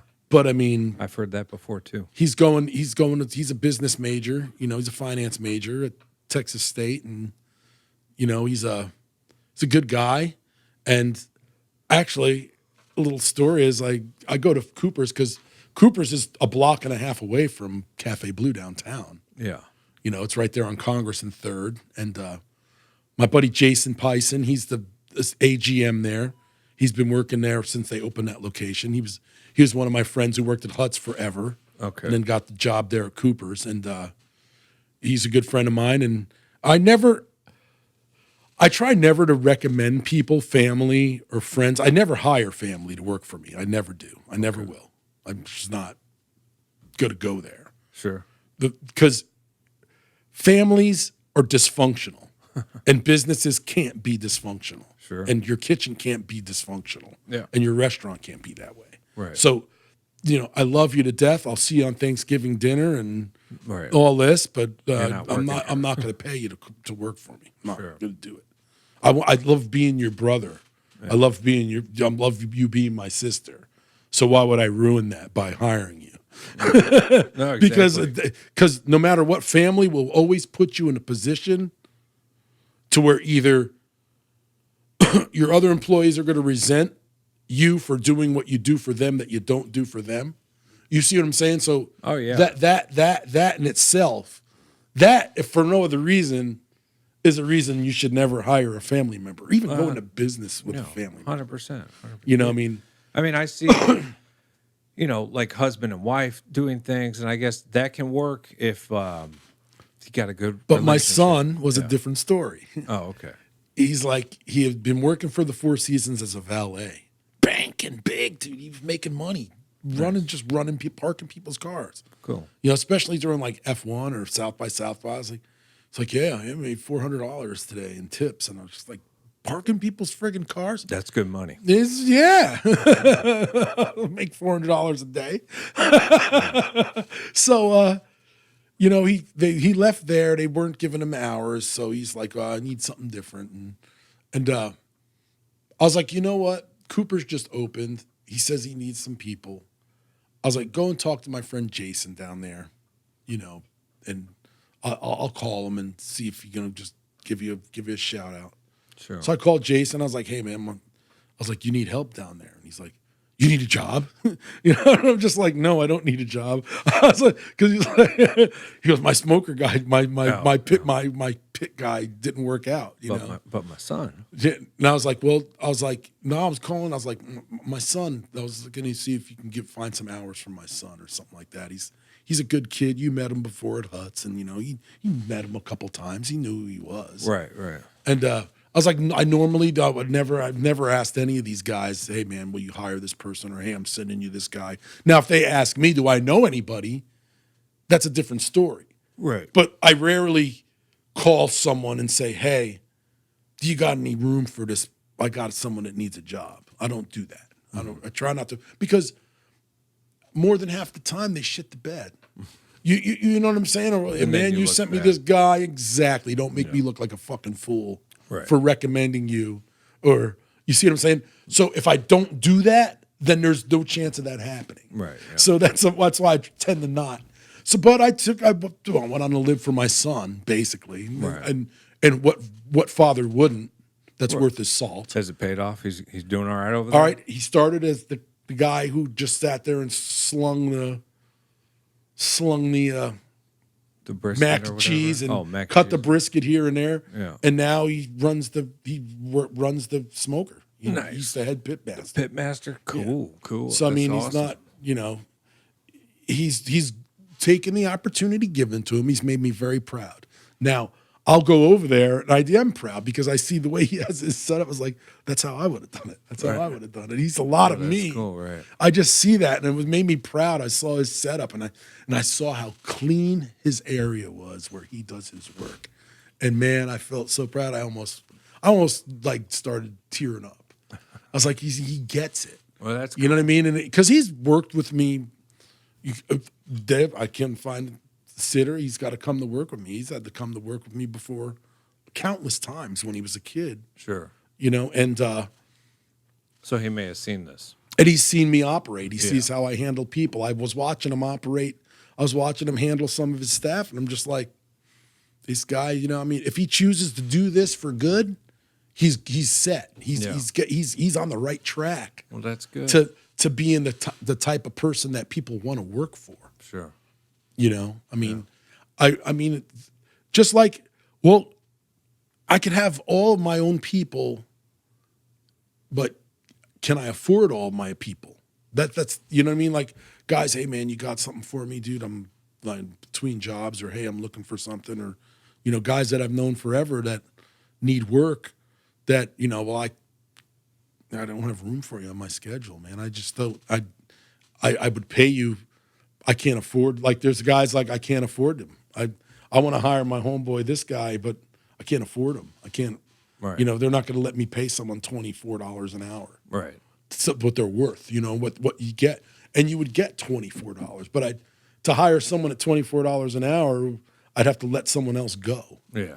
You know, and I'm not going to do that. You know, I mean, it's just like, okay, I have my team.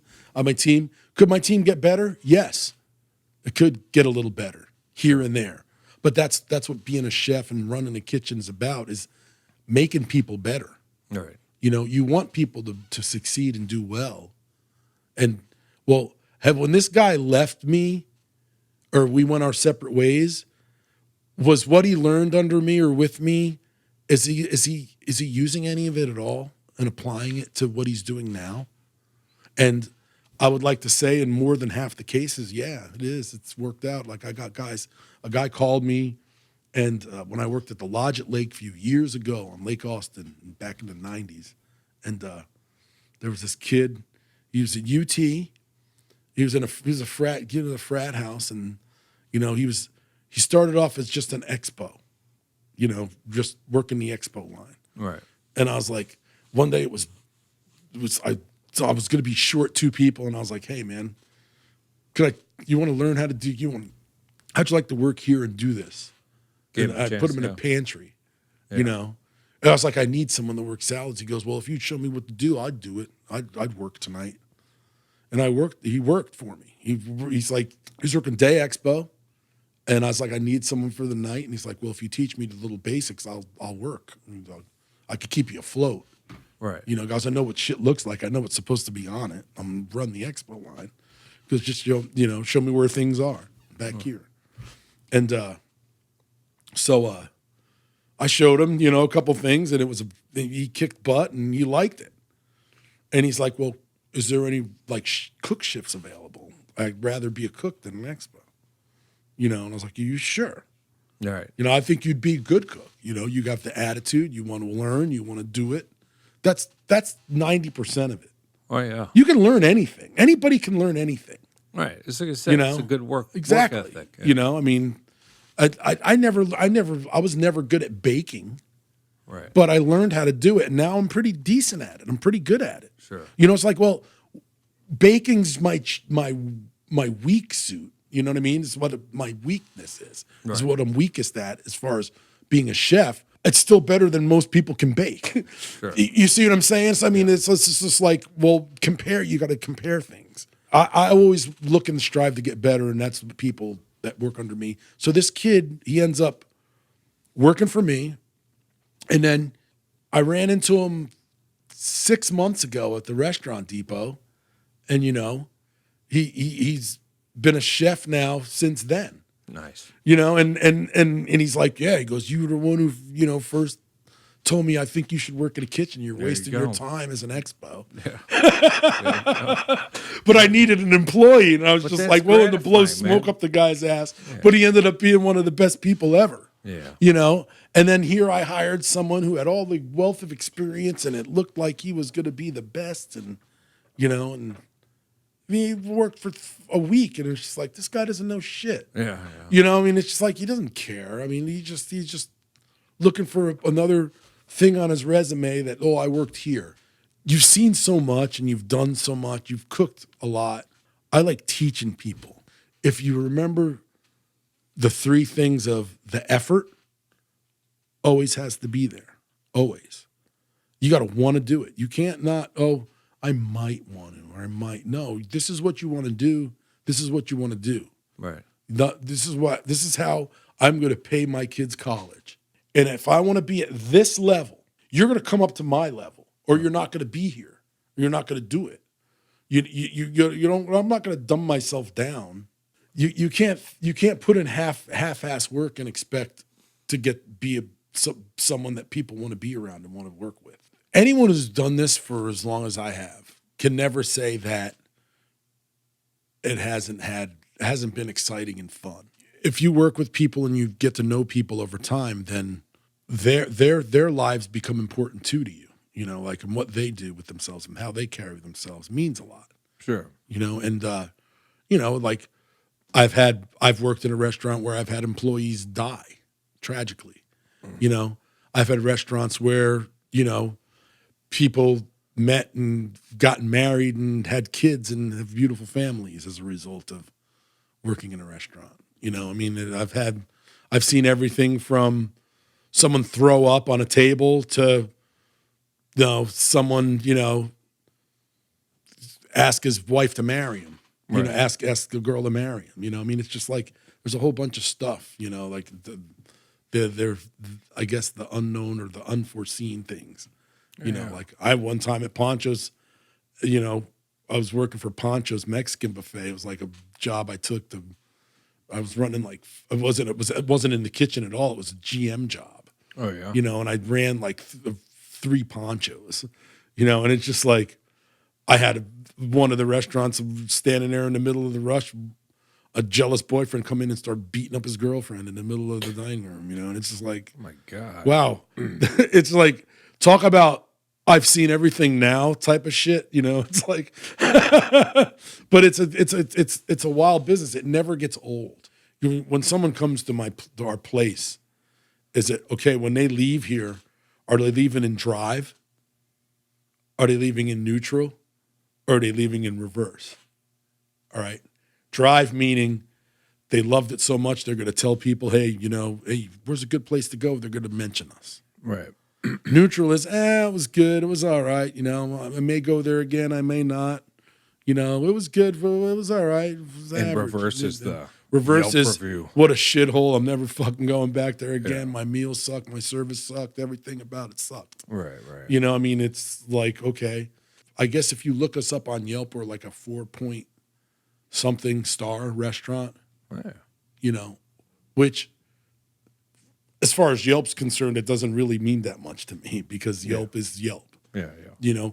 I look at reviews on Yelp and,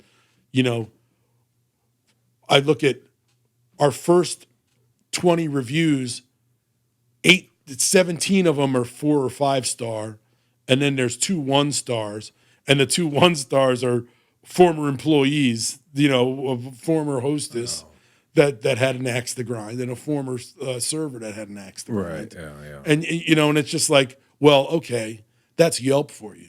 The reviews you need to pay attention to when you're doing reviews, and you're a chef and you want to just see, well, how am I doing as far as people who come here go? Yeah. I go to the open table review because they have to actually eat at the restaurant and have been sat at a table to leave a review. It's more of an accurate count on there. Sure. And on Open Table, we're at 4.5 stars. So, there's very few restaurants on Open Table that are 5-star restaurants. Well, that's great though. So, that's how I do. So, but when I read the reviews, I do look for the little things, like saltiness in food or this or that. The problem I have with things like Yelp, this is my end as a chef and as someone who's been working in restaurants for a long time. If you come into my restaurant, right, and something isn't how you like it, say you ordered your steak medium rare, and it came out a little on the rare side, but you don't say anything. You just eat the steak and you're unhappy eating a rare steak that was undercooked. Do I owe you anything if you didn't say something to me? No, I don't owe you shit. Right. You asked me for a medium rare steak. I gave you a steak that you felt was undercooked. Now, if I go to a restaurant and I get a medium rare steak and it's rare, and I don't ask for it to be cooked a little more, or I don't ask for another steak, and I leave there unhappy, I got exactly what I fucking deserved for the money I spent. Sure. You see what I'm saying? Yeah. But that's where shit gets lost with this new age Yelping and leaving a review. Right. Now, because you might have an excellent experience if you ask them to correct it. But exactly. When I see a 1-star review on Yelp, I look for one thing and one thing only in that 1-star review. And if I don't see it, I automatically dismiss the review. I always look for, when we complained about A, B, and C, the manager did or didn't do A, B, and C to rectify the situation. Right. If you go to a restaurant and you paid $300 for a meal and you were unhappy in any way with that meal and you didn't say anything and you leave that restaurant paying that money and not getting what you wanted and not saying anything about it, you deserve exactly what you got. Yeah. I get what you mean. Yeah, you see what I'm saying? I don't care how much money you spend. Well, especially you're a moron for not saying anything. Well, and that's when. So if you go and crucify me online, with never giving me an opportunity to rectify or correct the situation, well, then you're just a dick as a person. If I go to Bartlett's and I order a $49 16-ounce Kansas City strip medium, right, and it comes back overcooked, okay? It comes to me and it's medium well done. All right? You're damn right I'm going to say something. Right. Because it's costing me $49. Yeah. Now, if I don't say anything, then I've lost my right to go and be a coward on a friggin' computer and saying what a shitty place this is. You got to give the restaurant or the business that you're doing business with an opportunity to make anything that you feel, that you as a person, as a customer, as a consumer, feels needed to be addressed. Sure. Or I wasn't satisfied for whatever reason. But you gotta say something. Anyone who goes to a restaurant and doesn't have a good experience and doesn't ask to have it fixed, well, you're a moron, number one. What are you doing? Why wouldn't you want to get your money's worth? Yeah. That's just as a person. I'm not speaking as a chef. Right. You know what I'm saying? It's just like, if I knew I could have talked you down for $300 more on a car that I'm buying from you, and I didn't, that's not on me. So why would I go home and go on a review site and say this guy's a shyster? Right. When I didn't try to chew him down because one of my friends told me, you paid that much for it? Well, I got mine for this amount. Right. And then automatically you're thinking, well, this guy ripped me off. Well, no. You as a consumer didn't do your work. You see what I'm saying? You get what you pay for.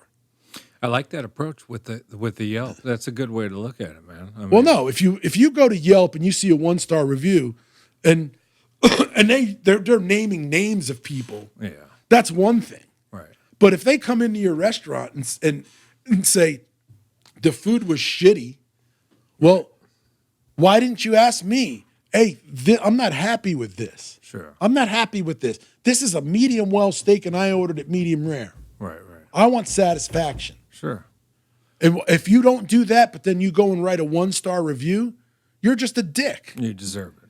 If you leave there if you leave there unhappy and you spend a shitload of money, you deserve it. You deserve to be robbed. I get you. I mean, I'd rather,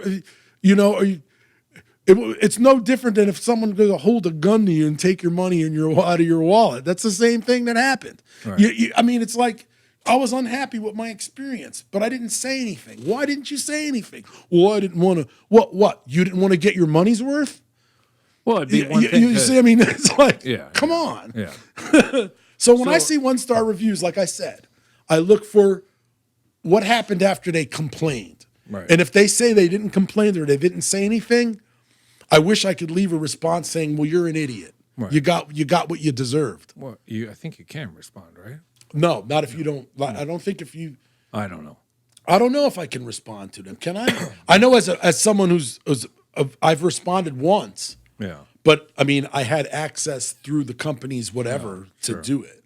You know, I mean, I don't know if the regular guy has. I don't know. I'd have to look into that. So, but I mean, off but if I could Yelp a little respond and say something and just like, why didn't you complain? Why didn't you say something? Oh, yeah. Why did you pay $50 for a steak that you didn't want, that you didn't like, that wasn't to your liking? Why did you do that? Right.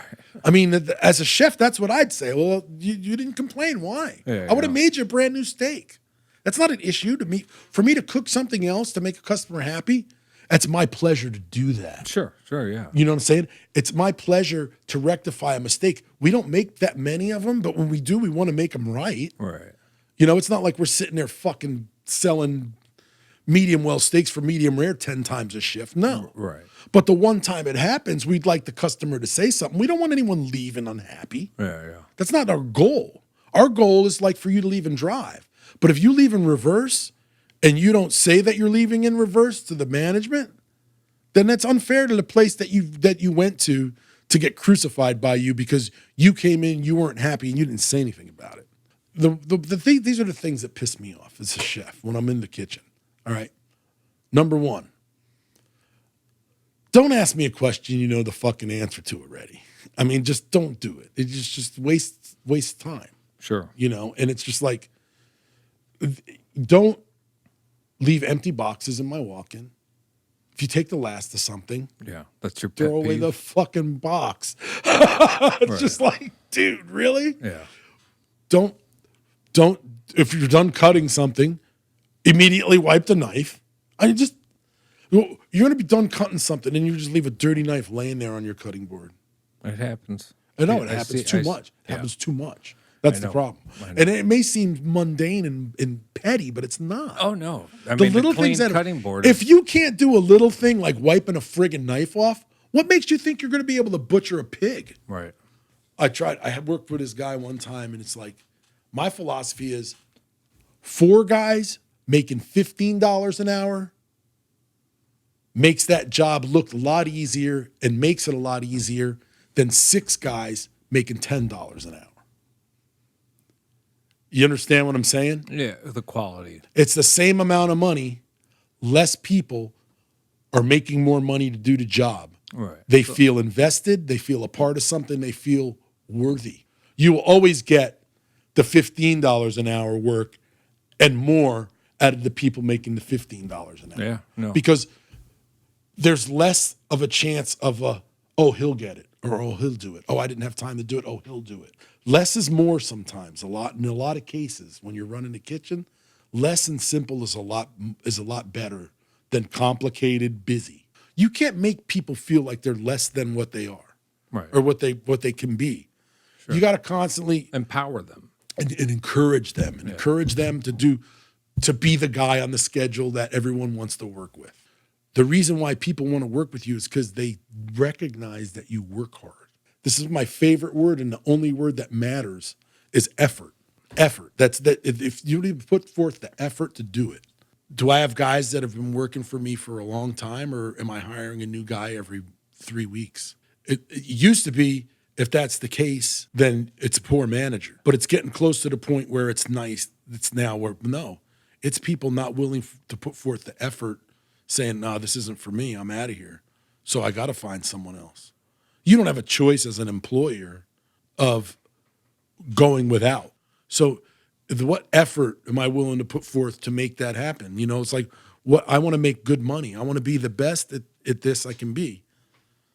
It's not going to fall in my lap. I'm going to have to put forth an effort to make it happen. And if you don't put forth the effort you're not going to get anything out of it. You'll get a couple paychecks, maybe. What are the future plans for you? You're gonna stick around Cafe Blue? Yeah, I'll be at Cafe Blue for at least another year.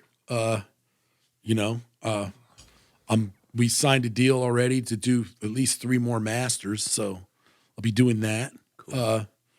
But yeah, I'll be at Cafe Blue for at least another year or so. See what happens, maybe longer, depending on, if they're going to open up a new place or there's always talk of that. Yeah, there's talk of that here, talk of that there. Hey, at one point there was talk about us putting one in the Domain, so. Oh. That would kill it up there, man. Cafe Blue in the Domain, forget about it. Domain's kind of like a child version of the Galleria out there in the Hill Country.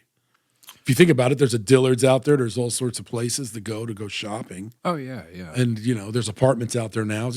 You look at the Domain, and it's an offshoot of. That's what the Galleria started as, is like a Domain out there. And you've seen the Mueller. Yeah. That's another area that's blowing up. And they're doing something similar, like right there off 4th Street, which is insane. Yeah, there's a lot of stuff going on, and it all depends. An opportunity can arise to where you never know. It's unpredictable. Like I wasn't expecting to be running the kitchen at Cafe Blue. I started just by picking up. I needed a couple day shifts a week, and Ben gave me a couple day shifts, and the next thing you know, I'm running his kitchen. It was. I got this opportunity. They offered me this job, and I want to try it out. Yeah. That's my son calling me. Oh, yeah? Yeah. Throw him on speaker. Hey, what's up, buddy? Hello? Hey, what's up? Hey, Pops, happy birthday, man. Hey, how you doing today? You're live right now. I just got off work. Did you? You're live right now. I'm on a podcast doing I'm doing a podcast right now with my with Jason, my guy who sharpens our knives. Austin Daily. What's up? Yeah, it is. So, hey, you're doing this wedding with us next Saturday, yeah? Saturday? Yeah, next Saturday, you and Maricela are helping me, right, with the wedding? Yeah, we'll be there. All right, you got the address and everything? Yeah, everything's good. Yeah, I'm doing this podcast. Hey, when are you off next? I'm not off until Thursday. When are you off? I'm off today, and then I'm off Tuesday, Hey, Tuesday, let's do lunch. I'll come and get you from Cooper's. Yeah, that sounds good. All right, buddy. I'll be working, but I'll get off around 1. Yeah, I'll just show up there toward the end of your shift, and we could do something. All right, we don't have to eat there, though. We can eat No, anywhere. I know. We'll go somewhere else. Okay, cool. All right, buddy. Good. I love you, son. I love you, Pops. Have a good one, man. Happy birthday, brother. All right, bye-bye. There we go. See him? So he's like, we don't have to eat there. He's probably so sick of barbecue. Yeah. Just like I'm sick of shrimp cocktail. But I'll be there for a little while longer. I like Ben. Yeah. I like Pete. I'm making really good money. And I'm having fun. Good. It can be stressful. Don't get me wrong. But you're taking care of yourself, right? And the reward is when the people who do love our restaurant, who come in there and they come back again and again and again, like we did. They bought our restaurant out for South by Southwest for 5 days. It was an astronomical amount of money they paid us. Wow. All right. I spent next to nothing to provide food for them, opposed to what they gave us as far as monetary things go. Right.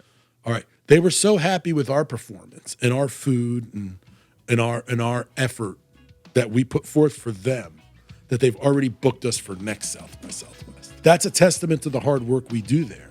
If you become a chef because you're searching for perfection, stop right now. Don't even attempt it. Because you can never look for perfection in an imperfect business. It's only gonna be as good as you make it. People want to drive for miles around to pay your prices and eat.